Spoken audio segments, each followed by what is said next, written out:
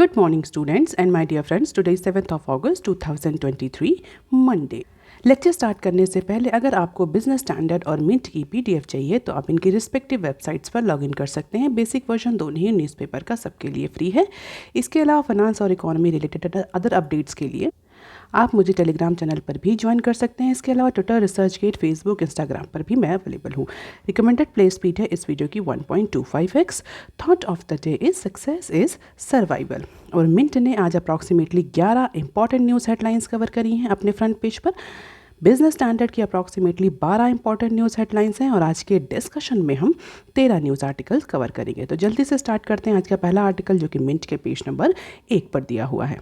RBI rate instance to stay on pause poll. तो Mint ने 10 economist से एक सर्वे कराया जहां पर उनसे एक क्वेश्चन पूछा गया कि आगे आने वाले टाइम में जो आरबीआई की मॉनेटरी पॉलिसी कमेटी है, एमपीसी है, जो उसका डिसीजन क्या होगा मॉनेटरी पॉलिसी को लेकर के, किस तरीके से मॉनेटरी पॉलिसी आगे आने वाले टाइम में मूव ऑन करेगी। तो उसको लेकर के जो सर्वे है उसकी फाइंडिंग्स के अकॉर्डिंग कि नेक्स्ट वीक जो मीटिंग शेड्यूल है आरबीआई की एमपीसी की, उसमें प्रॉबेबली मोस्ट लाइकली जो एमपीसी है, आरबीआई है, वो इंटरेस्ट रेट को अनचेंज रखेगी और पॉलिसी स्टांस जो है वो भी अनचेंज रहेगा।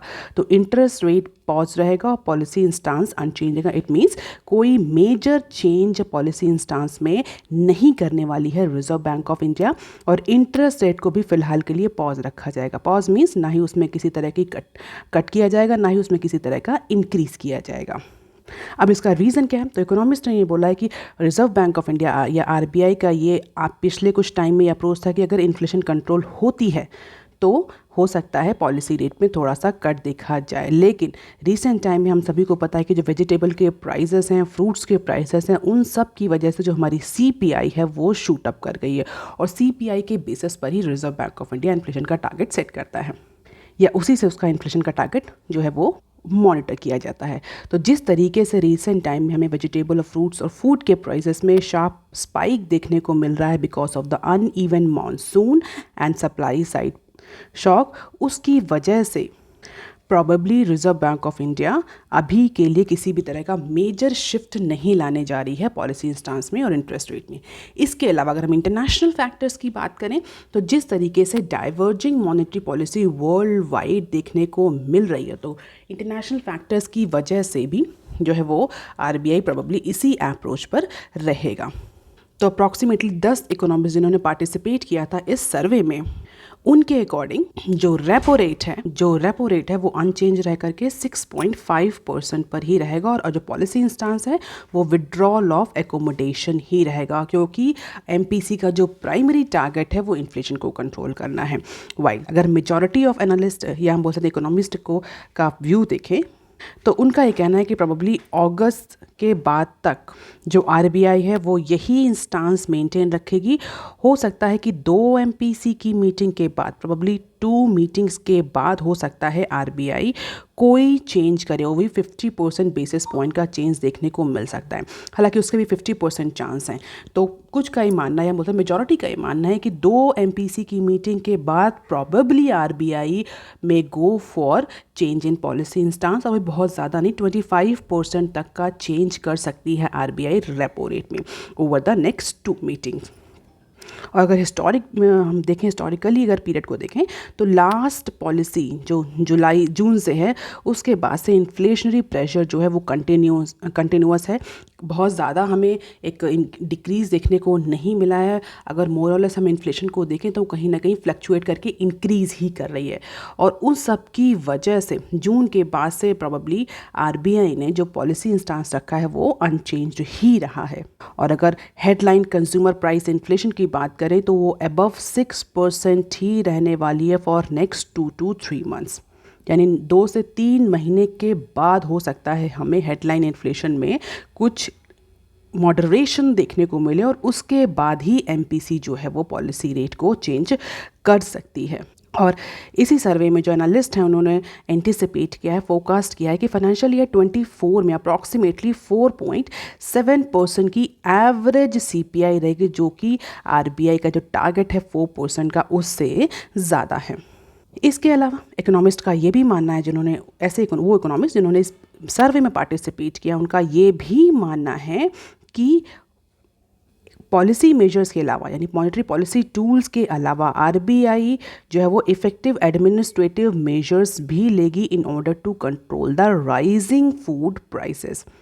तो सिर्फ मॉनेटरी पॉलिसी टूल्स को ही आरबीआई यूज़ नहीं करेगी इन्फ्लेशन को कंट्रोल करने के लिए, कुछ एडमिनिस्ट्रेटिव मेजर्स या इनिशिएटिव्स भी लिए जा सकते हैं। So this is all about retail inflation and repo rate in terms of percentage. Can just have the glimpse of it. अब देख लेते हैं next article, smartphone market to shrink again this year. तो इंडिया की जो smartphone market है that is grinding through its second year of contraction. और ऐसा कहा जा रहा है कि इस ईयर भी हमें स्मार्टफोन की जो मार्केट है, स्पेशली जो इंडियन मार्केट है, उसमें हमें श्रिंक देखने को मिलेगा। तो पिछले 14 सालों में अगर हम देखें तो this is the second time, लगातार दूसरे साल हमें स्मार्ट मार्केट में श्रिंक देखने को मिल रहा है। अगर शिपमेंट की बात करें तो स्मार्टफोन का जो शिपमेंट है that have crossed 100 million for the first time in 2015। 2015 में लगभग 100 मिलियन जो स्मार्टफोन थे वो शिप हुए थे। और ये जो शिपमेंट है ये अपने पीक पॉइंट पर पहुंच गया था 2021 में। 2021 में 160 मिलियन स्मार्टफोन शिपमेंट देखने को मिला था। और इसके बाद से तो देखें तो हमें 10% श्रिंकेज जो है वो 2022 में देखने को मिला था। और ऐसा कहा जा रहा है कि 2023 में भी यही सेम कॉन्ट्रैक्शन जो है वो कंटिन्यू रहेगा। तो पिछले 2 सालों से लगातार कॉन्ट्रैक्ट कर रही है स्मार्टफोन की मार्केट। और अगर इसके रीज़न की बात करूँ तो प्रॉबेबली जो रीज़न साइट किया जा रहा है वो ये किया जा रहा है कि जो हाई इन्फ्लेशनरी प्रेशर्स है उसकी वजह से जो डिस्पोजेबल इनकम है वो स्क्वीज हो रही है। And because of this the market is shrinking, the demand is shrinking और डिक्लाइनिंग। अब देख लेते हैं next clip, PEVC fund slash their fee aim for higher carry. तो private equity, P stands for private equity, VC stands for venture capital. आप मुझे comment section में लिखकर के बताइए प्राइवेट इक्विटी और वेंचर कैपिटलिस्ट क्या होते हैं। अब देख लेते हैं न्यूज़ क्या है। न्यूज़ ये है कि जो प्राइवेट इक्विटी और वेंचर कैपिटल फंड्स हैं they are going to slash their management fee. Management fee जो वो इन्वेस्टर्स से चार्ज करते हैं टू इन्हांस द रिटर्न, फिलहाल के लिए वो अपनी फीस जो है वो रिड्यूस करने जा रहे हैं to cut investing cost and attract more and more fund. तो बेसिकली ज़्यादा से ज़्यादा फंड को, ज़्यादा से ज़्यादा इन्वेस्टमेंट को अट्रैक्ट करने के लिए फ़िलहाल के लिए ये मैनेजमेंट फीस में कट किया जा रहा है। तो emergence of multiple funds of platform, recent time में कई सारे P और VC प्रेसिपिटेट होते हुए दिखे हैं जिसकी वजह से कॉम्पिटिशन बहुत ज़्यादा इंक्रीज हो गया। तो जो 2:20 का रेशियो है that is 2% management fee and 20% carry where the fund retain part of the investment profit upon the realization। तो उसमें फिलहाल के लिए मैनेजमेंट फी में थोड़ा सा रिडक्शन किया जा रहा है probably to attract more and more fund. अब देख लेते हैं next clip, FBI questioned L&T CEO in Cognizant bribery case.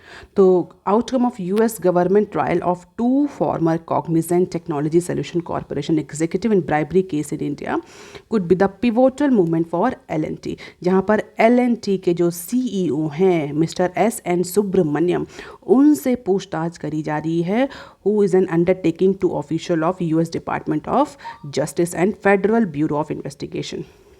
तो जो भी ब्राइबरी का केस चल रहा है कॉग्निजेंट को लेकर के USA में, उससे रिलेटेड पूछताछ करी गई है। जो L&T के CEO हैं लेकिन उन्होंने किसी भी तरह के इन्वॉल्वमेंट को लेकर के अपना जो सहमति है वो नहीं दर्ज की। उनका ये कहना है कि किसी भी तरीके से L&T या वो इस पर्टिकुलर ब्राइबरी केस में इन्वॉल्व नहीं है। अब आगे जैसा डेवलपमेंट होगा इस केस में उसको हम डिस्कस करेंगे। अब देख लेते हैं article number 5 that is given on page number 2 of business standard. Page number 1 पर दिए हुए जो आर्टिकल है वो हम शॉर्ट न्यूज सेक्शन में कवर करेंगे। 3 months breather set to light up Diwali season. अगर इससे पहले की न्यूज़ एनालिसिस आपने सुनी है तो उसमें हमने डिस्कस किया था कि जो पर्सनल कंप्यूटर्स हैं, PC हैं, उनका इम्पोर्ट, जो PC हैं, लैपटॉप्स हैं, डेस्कटॉप्स हैं, उनका इंपोर्ट गवर्नमेंट ने रिस्ट्रिक्ट कर दिया है in order to boost the PLI scheme efficiency और डोमेस्टिक इलेक्ट्रॉनिक मैन्युफैक्चरिंग और डोमेस्टिक डिजिटल मैन्युफैक्चरिंग इंडस्ट्री। तो उसी को लेकर के ये न्यूज़ है। अभी रिसेंटली गवर्नमेंट ने जितने भी ओरिजिनल इक्विपमेंट मैन्युफैक्चरर्स हैं, OEM हैं, उनको फ़िलहाल के लिए गवर्नमेंट ने 3 महीने का जो है वो रिलैक्सेशन दिया है। So the OEM have seeked और cite a relief after the government decided to delay the licensing mandate for the import of personal computers। और अगर हम बात करें गवर्नमेंट ने ये जो 3 महीने का जो ब्रीदर दिया है, जो 3 महीने का रिलैक्सेशन दिया है, ये क्यों दिया है? Just to maintain the upcoming festive season. के फेस्टिव सीजन में जो शिपमेंट आने वाले हैं, जो पहले से जिनकी बुकिंग करी गई है, उनका इम्पोर्ट रिस्ट्रिक्ट ना हो, उनके इम्पोर्ट पर कंपनीज पर इम्पैक्ट ना पड़े। अगर क्योंकि गवर्नमेंट ने जो अगर ये बैन इमीडिएट इफेक्ट से लगा दिया तो डेफिनेटली जो ऑलरेडी अपकमिंग फेस्टिव सीजन है जिसमें कंपनीज़ ने शिपमेंट जो है पहले से ही बुक कर रखे हैं, वो उससे कंपनीज़ की जो फाइनेंशियल्स हैं वो इम्पैक्ट करेंगे। So with this import restrictions are not expected to dampen PC for upcoming festive season. और जो मैंडेटरी लाइसेंसिंग का प्रोविजंस था इंपोर्ट के लिए, जहाँ पर गवर्नमेंट ने बोला था कि जो पर्सनल यूज़ के लिए जो भी पीसी हैं उन पर रिस्ट्रिक्शंस लगा दिया गया था, और जो कैपिटल गुड्स थे उनके लिए मैंडेटरी कर दिया था कि उनको इंपोर्ट लाइसेंस लेना पड़ेगा। तो अब वो इंपोर्ट लाइसेंस जो है वो 1 नवंबर से एप्लीकेबल होगा। हालांकि हम पहले भी डिस्कस कर चुके हैं इसके पॉजिटिव और नेगेटिव इम्पैक्ट की। कंप्लाइंस बर्डन जो है वो मैन्युफैक्चरर पर, स्पेशली जो OEM हैं जो इंडिया में मैन्युफैक्चरिंग कर रहे हैं, उन पर इसका नेगेटिव इम्पैक्ट देखने को मिले। Specially companies like HP, Apple, Samsung, जो कि पिछले कुछ कई टाइम से इंडिया में जो है वो असेंबलिंग कर रही है और वो उनका जो मेजर बिजनेस है वो इंपोर्ट पर डिपेंड कर रहा था। फिलहाल के लिए गवर्नमेंट ने ब्रीदर दिया है, according to government notification this import consignment can be cleared until October 31st। तो October 31st तक ये सारे जितने भी जो प्रीवियसली ऑर्डर्ड कंसाइनमेंट्स हैं इनको क्लियर कर लिया जाए, जिससे कि फेस्टिव सीजन में किसी भी तरह का शॉर्टेज मार्केट में क्रिएट ना हो। अब देख लेते हैं नेक्स्ट क्लिप जो कि इसी के साथ दी हुई है। WTO dispute unlikely in near future says officials. तो जैसा कि हमने उसमें भी डिस्कस किया कि जिस तरह से लैपटॉप, PC और डेस्कटॉप को लेकर के गवर्नमेंट ने इंपोर्ट रिस्ट्रिक्शंस लगाए हैं, प्रोबेबली हो सकता है उसको लेकर के कुछ कंपनीज़ या कंट्रीज़ जो हैं वो WTO की डिस्प्यूट सेटलमेंट बॉडी में जाएँ। लेकिन जो इंडियन ऑफिशियल्स हैं उनका ये कहना है कि dispute don't come so early. फिलहाल के लिए इम्प्लीमेंटेशन में कोई भी प्रॉब्लम नहीं है। ऐसा कहीं से नहीं लगा कि कंपनीज़ या कंट्रीज़ जो हैं वो गवर्नमेंट के इस डिसीजन को लेकर के WTO जाएंगे। लेट अस सी कि आगे आने वाले टाइम में क्या डिसीजन है, क्या इसका हमें इफेक्ट देखने को मिलता है। फिलहाल के लिए 3 मंथ जो ब्रीदर है वो गवर्नमेंट ने प्रोवाइड कर दिया और इससे HP, एप्पल और सैमसंग जैसी जो कंपनीज़ हैं वो पॉजिटिवली इंपैक्ट करेंगी। अब देख लेते हैं article number 7 that is given on page number 4 of business standard.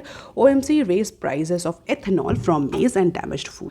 अगर आप रेगुलर हैं चैनल पर तो आपको पता होगा रिसेंटली गवर्नमेंट ने राइस और अदर जो फूड प्रोडक्ट है जिनसे एथेनॉल प्रोड्यूस होता है उसकी सप्लाई को लेकर के कुछ रिस्ट्रिक्शंस लगाए हैं, with food corporation of India stopping the supply of concessional rice blending with ethanol. और उसको लेकर के हमने ये भी डिस्कस किया था कि किस तरीके से जो एथेनॉल प्रोडक्शन कंपनीज हैं उनकी सप्लाई, उनको जो राइस की सप्लाई मिल रही है वो इम्पैक्ट करेगी, और इससे गवर्नमेंट का जो एथेनॉल ब्लेंडिंग का जो टारगेट है 20% का टारगेट है वो किस तरीके से इम्पैक्ट करेगा और किस तरीके से गवर्नमेंट का एथेनॉल ब्लेंडिंग का जो प्रोग्राम है वो अचीवेबल नहीं हो पाएगा। तो उसी कंटेक्स्ट में ये न्यूज़ है।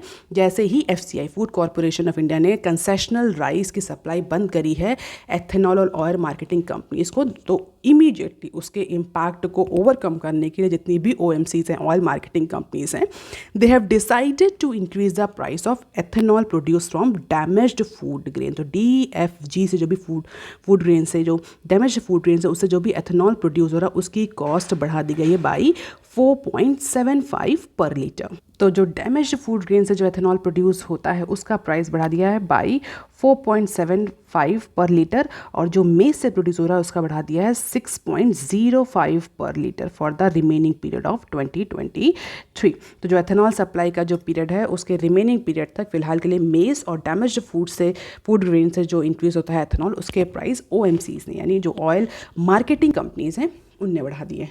इससे क्या होगा? इससे ये होगा कि जो ग्रेन बेस्ड एथेनॉल मैन्युफैक्चरर्स हैं, जो grain based ethanol producing companies हैं, जो क्राइसिस फेस कर रही थी राइस की वजह से, रिस्ट्रिक्टेड राइस सप्लाई की वजह से जो क्राइसिस फेस कर रही थी और जो रिलेक्टेंट थी कि भाई DFG या मेज से वो एथेनॉल प्रोड्यूस नहीं करेंगी, क्यों? क्योंकि उसके लो प्राइस हैं compare to sugar cane based ethanol. तो राइस से जो और शुगर केन से जो एथेनॉल प्रोड्यूस होता है उसके मार्केट में ज़्यादा प्राइस होते हैं, और इसी वजह से जो एथेनॉल प्रोड्यूसिंग और मैन्युफैक्चरिंग कंपनीज थी वो फ़िलहाल के लिए डैमेज्ड फूड ग्रेन और मेज़ को यूज़ करने से कतरा रही थी। लेकिन अब चूँकि OMCs ने इस पर्टिकुलर प्रोडक्ट से जो प्रोड्यूस हो रहा है एथेनॉल उसके प्राइस बढ़ा दिए हैं, तो डेफिनेटली जो ग्रेन बेस्ड एथेनॉल मैन्युफैक्चरर्स हैं उनके लिए ये एक पॉजिटिव सिग्नल है और फिलहाल के लिए वो अब मेज़ और DFG को भी यूज़ करेंगे एथेनॉल प्रोड्यूस करने के लिए। And it will also help the distilleries to absorb some of the impact of high price maize and DFG। तो ओवरऑल एथेनॉल जो मैन्युफैक्चरिंग इंडस्ट्री है वो इस डिसीजन से पॉजिटिवली इम्पैक्ट होगी। In case of maize, the purchase cost was around 22 per kg, but ethanol produced before the latest revision fetched the lower price of 56.35 a liter. तो फिलहाल के लिए थोड़ा सा शॉक एब्जॉर्ब करने में जो एथेनॉल प्रोड्यूसिंग कंपनीज हैं उनको हेल्प मिलेगी by this decision of OMC। So this is the previous price and this is the new price after the revision. तो मेस, डैमेज्ड ग्रेन और FCI राइस। आप देख लेते हैं article number 8 that is given on page number 6 of business standard. Expert flag legitimate purpose concern for big 4। Rajya Sabha में, लोकसभा में DPDP bill जो है वो इंट्रोड्यूस किया गया, उसी के कंटेक्स्ट में ये न्यूज़ है। DPDP बिल क्या है? अगर आप रेगुलर हैं चैनल पे तो आपको पता होगा DPDP बिल क्या है। अब देख लेते हैं न्यूज़ का। DPDP बिल जो गया है, data protection and data privacy bill, जो कि इस समय डिस्कस हो रहा है पार्लियामेंट में, उसी के कंटेक्स्ट में जो कंसल्टिंग फर्म्स हैं इंक्लूडिंग बिग 4 फर्म्स, वो अब इन्वेस्टिगेशन सर्विसेज ऑफर करने में या किसी भी तरह के ऑडिट और रिस्क मैनेजमेंट सर्विसेज को करने के लिए वो अब डिजिटल पर्सनल डेटा को प्रोसेस नहीं कर पाएंगे। तो जितनी भी कंसल्टिंग फर्म्स हैं including the big 4 firms, big 4 firms कौन कौन सी हैं आप मुझे कमेंट सेक्शन में लिख के बताइए।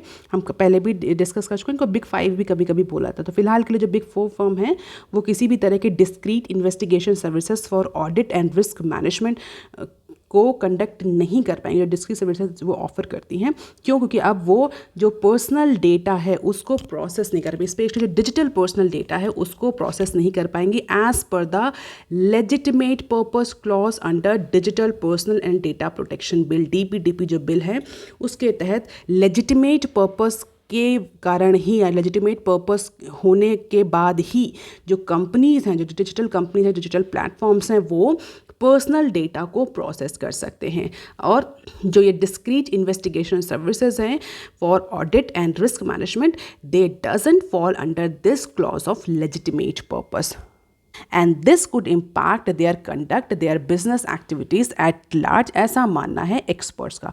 जितनी भी ग्लोबल प्रोफेशनल सर्विसेज हैं नेटवर्क है, जैसे कि Deloitte, KPMG, PwC, EY, they also known as big 4। और इसी तरीके से बिग 5 कंपनी भी हैं। बिग 4 तो मैंने बता दिया आपको, बिग 5 मुझे बताइए कौन कौन सी कंपनीज हैं। तो जो ये बिग 4 कंपनीज हैं basically global professional service network जो ये ऑडिटिंग और रिस्क मैनेजमेंट जैसे डिस्क्रीट इन्वेस्टिगेशन सर्विसेज ऑफर करती हैं, अब इनका बिजनेस जो है इम्पैक्ट करेगा। कई सारी फॉरेंसिक सर्विसेज भी ऑफर करती हैं, बिजनेस क्राइसिस डिस्प्यूट रिलेटेड जो सोल्यूशन है वो ऑफर करते हैं, कंसल्टेंसी ऑफर करती हैं ये जो कंपनीज हैं। और ये कैसे ऑफर करती हैं? डेटा एनालाइज करती हैं, डेटा पैटर्न को स्टडी करती हैं और उसी के अकॉर्डिंग अपना सोल्यूशन देती हैं। किसी प्रॉब्लम का सोल्यूशन और उसके क्या रीजंस है वो कंसल्टेंसी सर्विसेज में ऑफर करती हैं। लेकिन चूंकि अब DPDP बिल के तहत कोई भी डिजिटल कंपनी किसी भी पर्सनल डेटा को बिना लेजिटिमेट पर्पस के यूज़ नहीं कर पाएगी, तो एक्सपर्ट का मानना है कि जिससे कि अब इनका बिजनेस फिलहाल इंडिया में तो इम्पैक्ट करने वाला है, क्योंकि processing digital data for intelligence and analytics on behalf of the client is at the core of these advisory solutions. और फिलहाल के लिए गवर्नमेंट ने लेजिटिमेट पर्पस का क्लॉज इस पर्टिकुलर डेटा प्रोटेक्शन और डेटा प्रोसेसिंग में लगा दिया है। अब इससे क्या होगा? इससे कई सारी इनकी बिजनेस एक्टिविटीज़ इम्पैक्ट करेंगी, एम्प्लॉयमेंट इम्पैक्ट करेगा। हालांकि इसका कुछ पॉजिटिव इम्पैक्ट भी देखने को मिला, कुछ एस्पियोनेज को, कॉर्पोरेट एस्पियोनेज है वो प्रिवेंट होगा। This also include the employment related purpose to protect the employers from loss or liability। हालांकि इसमें कुछ exemptions भी हैं, लेकिन जो थर्ड पार्टी हैं they may not be able to avail those exemptions and their clients must seek explicit consent before processing any type of personal data। तो जो बिग 4 कंपनीज हैं इनका बिजनेस इम्पैक्ट होने वाला है फिलहाल इंडिया में। So this is at stake। Consulting firm may not be fit for the new version of deemed consent clause, may impact foreign activities, fraud detections and other services that companies are offering. अब देख लेते हैं some short news articles from business standard. तो जो page number 1 के जो article हैं वो हम यहाँ डिस्कस करेंगे। पहला जो आर्टिकल आज बिजनेस स्टैंडर्ड ने अपने फ्रंट पेज पे कवर किया, that is an interview. Topaz is the proof of our leadership in AI। तो ये इंटरव्यू है जो इन्फोसिस है उनके मैनेजिंग डायरेक्टर और चीफ एग्जीक्यूटिव ऑफिसर्स का, और उसमें किस तरीके से इन्फोसिस AI आर्टिफिशियल इंटेलिजेंस को लेकर के आगे बढ़े, क्योंकि बहुत बड़ा एक अनाउंसमेंट किया है इन्फोसिस ने। इन्फोसिस का ये कहना है कि Infosys would be an AI first company, और कुछ उन्होंने सर्विसेज और प्रोडक्ट भी लॉन्च किया, तो उसको लेकर के एक इंटरव्यू है फ्रंट पेज पे कवर किया कि बहुत ज़्यादा सिग्निफिकेंट इसमें कुछ भी नहीं है, बस AI के इमरजेंस की बात कही गई है। अब देख लेते हैं next clip.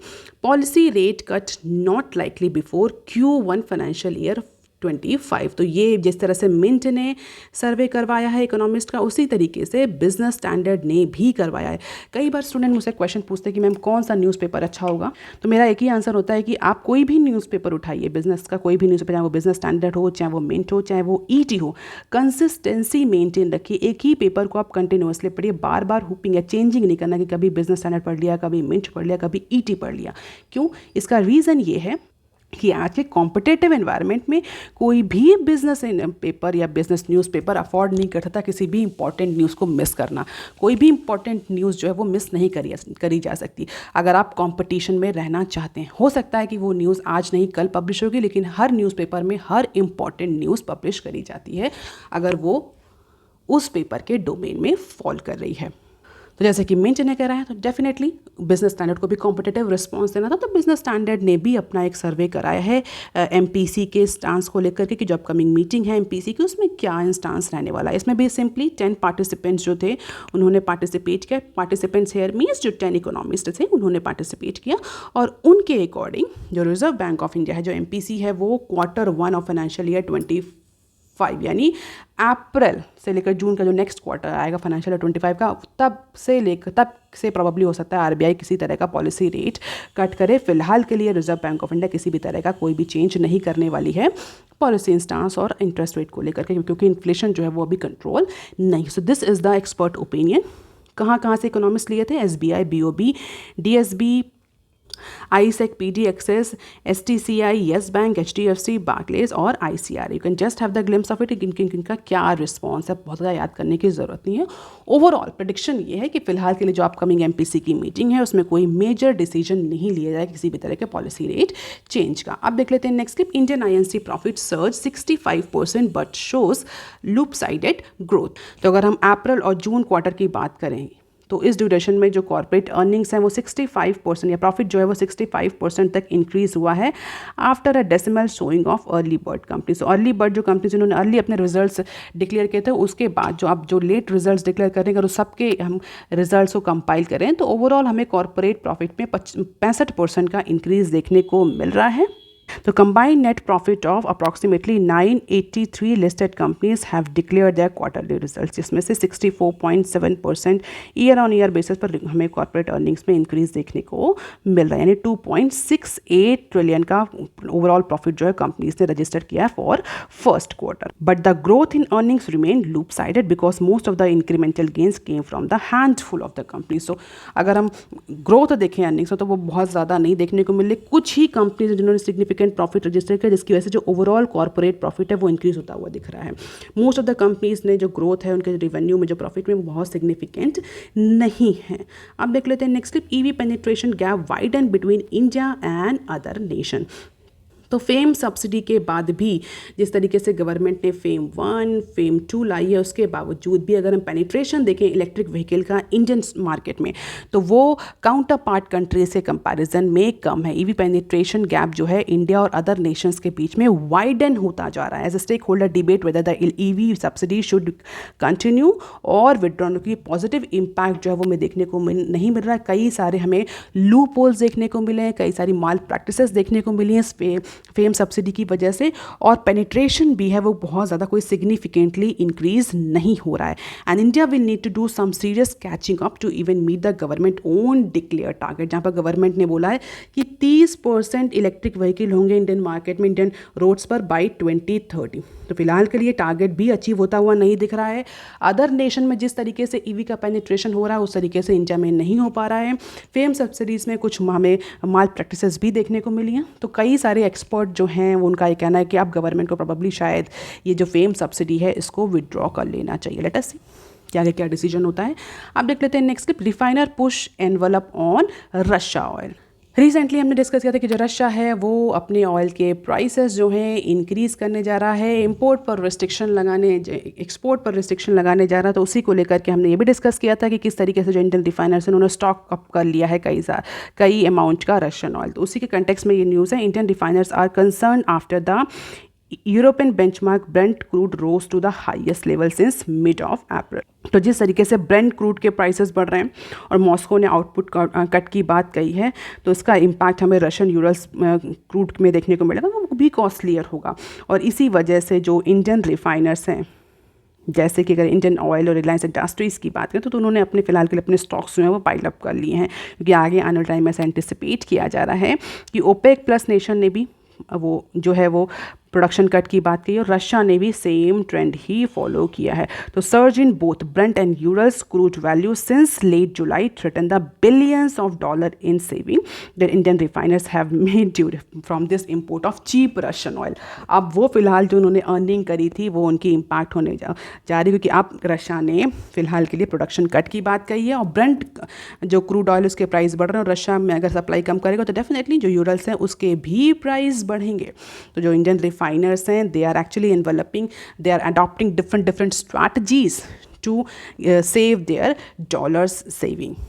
So that is all for today students. Please like, share and subscribe. Thank you. Have a nice day.